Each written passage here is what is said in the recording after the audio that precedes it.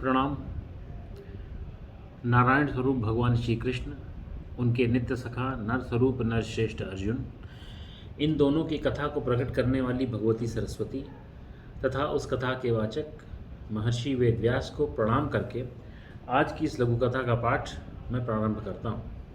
जब नागराज शेषनाग तपस्या करने के लिए चले गए, तब सभी नागों ने उनके छोटे भाई वासुकी को इंद्र के समान नागों के सिंहासन पर राजा की तरह बैठाया।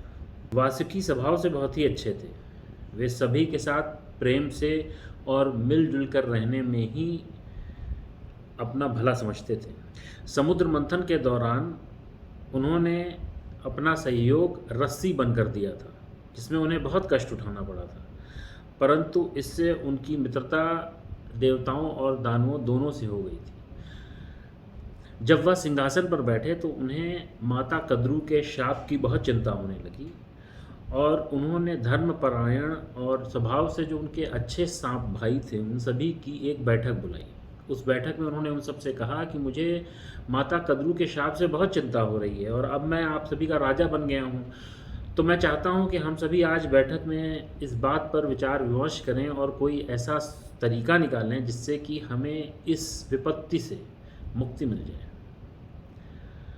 मैं जानता हूँ कि आप सब बहुत ज़्यादा नीतिगत और अच्छी बातें समझने और सोचने वाले हैं, इसलिए आप सभी अपने अपने मत और विचार मुझे बताइए।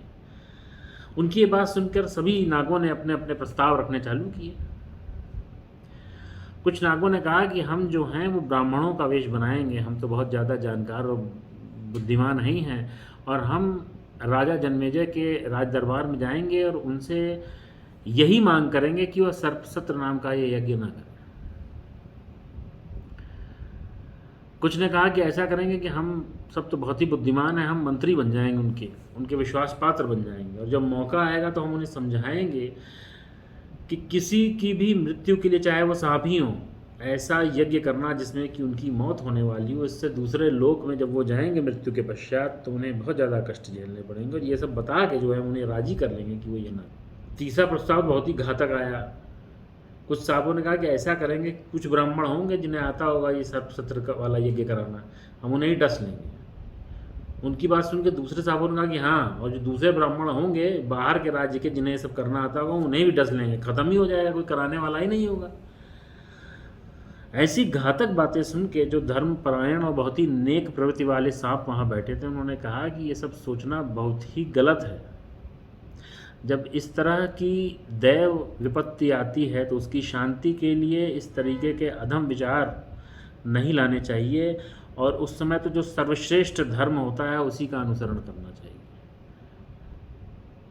अगर इस तरीके के गिरे हुए विचार हम लाएंगे कि कोई हमें मारने वाला है हम उसे मार दें, तो इस तरीके से तो अधम विचारों पर चल कर तो दुनिया ही ख़त्म हो जाएगी। ये सब लोग एक दूसरे को मार डालेंगे। अब ये बहुत बड़ी विपत्ति है, इसमें हमारी पूरी जाति का नाश होने वाला है, तो हमें तो अभी कुछ अच्छी चीज़ सोचनी है जिससे कि यह रुक जाए।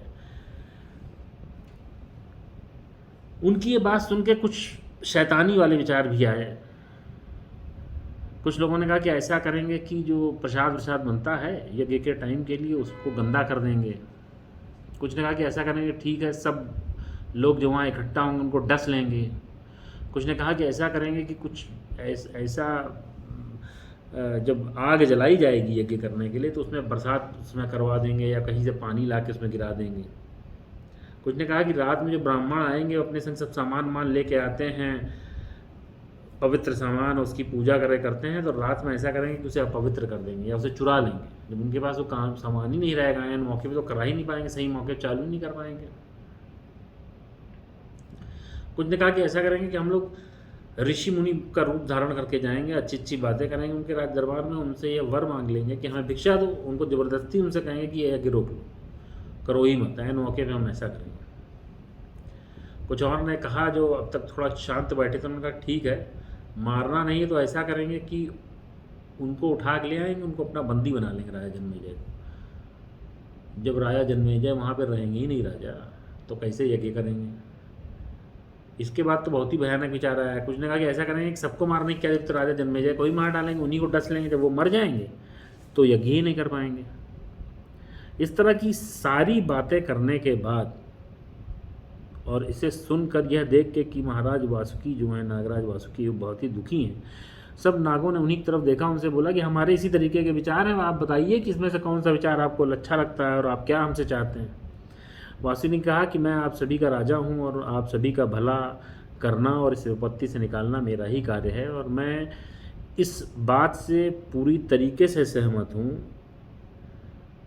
कि इस दैव विपत्ति से बचने के लिए ये सब का जो तरीके आप बता रहे हैं वह ठीक नहीं है, और हमें कोई और ही तरीका निकालना पड़ेगा, कोई अच्छा तरीका, कोई बहुत ही अलग सा तरीका जो हमने अभी तक सोचा नहीं है।